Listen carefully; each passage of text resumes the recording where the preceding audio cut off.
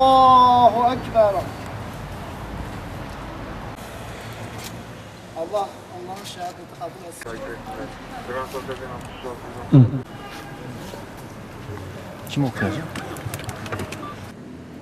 Müslüman ya da gayrimüslim, camide ya da başka bir mekanda masum insanlara yönelik hiçbir saldırı kabul edilemez, insana kasteden hiçbir saldırı karşısında sessiz kalınmaz. Cuma günü Yeni Zelanda'da meydana gelen cami katliamını bir iki kişinin sapkınlığı olarak görmek, olayı bireysel bir suç olarak ele almak, dünyada yükselen ırkçılığı, farklılıklara düşmanlığı okuyamamaktır. Geçtiğimiz Ocak ayında Global Finans dergisi dünyanın en güvenli ülkelerinin listesini yayınladı. Ekonomik gelişme düzeyi, askeri çatışma olasılığı, vatandaşlarının güvenliğine yönelik tehdit düzeyi gibi kriterlerin dikkate alındığı sıralamada Yeni Zelanda ilk 10'a giren bir ülke oldu. Ne yazık ki 49 Müslümanın katledildiği saldırı dünyanın en güvenilir ve yaşanılabilir 10 ülkesinden biri olan Yeni Zelanda'da gerçekleşti. Yaklaşık 5 milyon insanın yaşadığı Yeni Zelanda'da 50.000 kadar da Müslüman bulunuyor ve Yeni Zelanda 200 yılı aşkın bir süredir Müslümanların yaşadığı bir ülke. Ülkede Müslümanların birlikte yaşam ortamını tehdit eden bir tavrı olmamasına karşın böyle bir saldırının gerçekleşmesi içten içe büyütülen ırkçı nefret ve kinin bir tezahürüdür.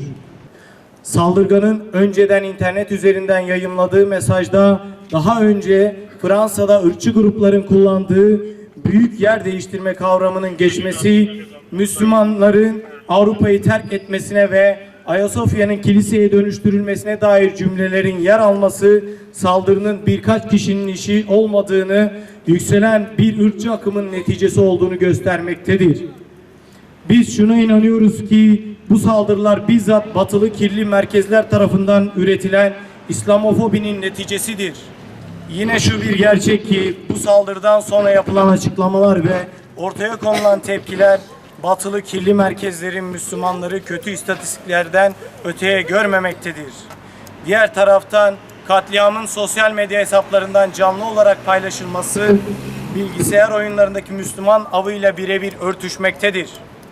Bu zihniyet tüm Müslümanlar öldürülmelidir. Çünkü tüm Müslümanlar teröristtir düşüncesindeki bir zihniyettir. Irkçı emperyalist Batı zihniyetinin İslam'a, Müslümanlara ve Hazreti Peygamber'e karşı oluşturulmuş nefret dilini ifade özgürlüğü ve demokrasi olarak nitelendirmeye devam etmeleri bu tip saldırıları daha da artıracaktır. Kanada'dan Yeni Zelanda'ya, Arjantin'den Japonya'ya dünyanın her ülkesinde az ya da çok bir Müslüman nüfus vardır ve bu Müslümanların can güvenlikleri de temel hakları da tüm Müslümanların bir meselesidir. Yeryüzünde bir tek Müslümanın bir ırkçı saldırıyla saçının teline zarar gelmesine kayıtsız kalamayız. Kaldı ki biz inancımız gereği Müslüman olsun ya da olmasın tek bir masumun saçının teline zarar gelmesine izin veremeyiz. Bizim bu saldırılardan ötürü bütün Yeni Zelanda halkını sorumlu tutmamız ve onlara karşı nefret beslememiz söz konusu olamaz.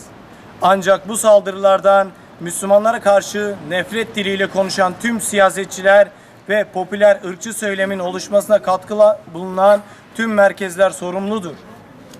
Batı coğrafyasında ve deniz aşırı sömürgelerinde Müslüman göçmenlerin ve işçilerin varlığının sebebi bizzat Batı'nın önceki yüzyıllarda gerçekleştirdiği işgaller, katliamlar, köleleştirme politikaları, yağma ve talanlardır.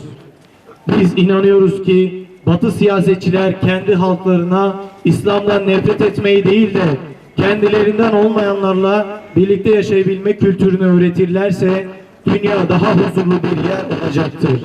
Bizler saldırılarda yaşamını yitiren tüm kardeşlerimize Cenab-ı Allah'tan bir kez daha rahmet, yaralılara da acil şifalar diliyoruz. Ayrıca Halepçe katliamının yıl dönümü nedeniyle burada şehit olanlara da rahmet diliyoruz. Tüm İslam milletine sabırlar diliyoruz. Sona ermiştir. Katılımınızdan dolayı basın mensuplarımıza Siz Silopi halkına ve destek veren sivil toplum kuruluşlarına teşekkür ediyoruz.